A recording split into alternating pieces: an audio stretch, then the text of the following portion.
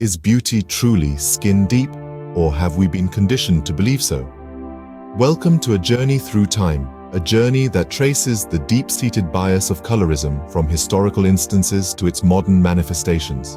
In the annals of history, beauty was often synonymous with fairness.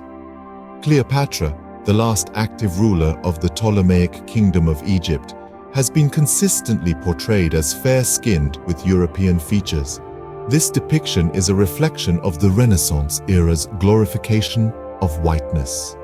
The infamous milk and turmeric baths of Cleopatra, designed to give her skin a radiant glow, were luxuries that further underscored the association of beauty with light skin. This bias wasn't exclusive to the Western world. In South Asia, particularly India, fair skin was a symbol of the upper castes, the privileged few who didn't have to toil under the sun. Conversely, darker skin was associated with the lower castes, the laborers who worked outdoors. The societal hierarchy was, in a way, color-coded. The advent of British colonization in India reinforced this bias. The colonizers, with their fair skin, were seen as superior, a perception that further ingrained the notion that fair is lovely and dark is not. This narrative took root within Indian society, shaping a culture of colorism that persists to this day.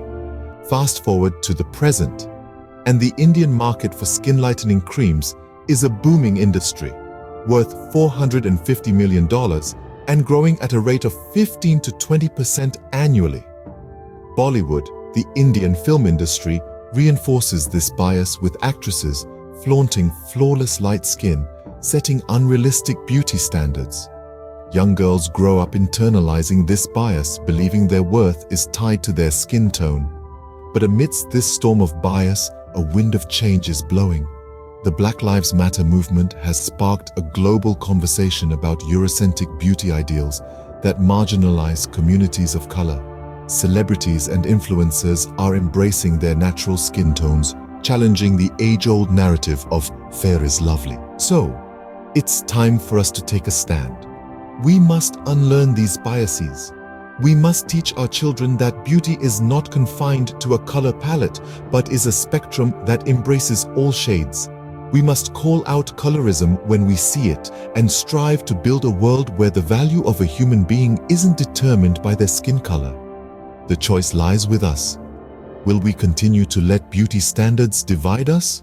Or will we rise above these biases and redefine beauty as diversity?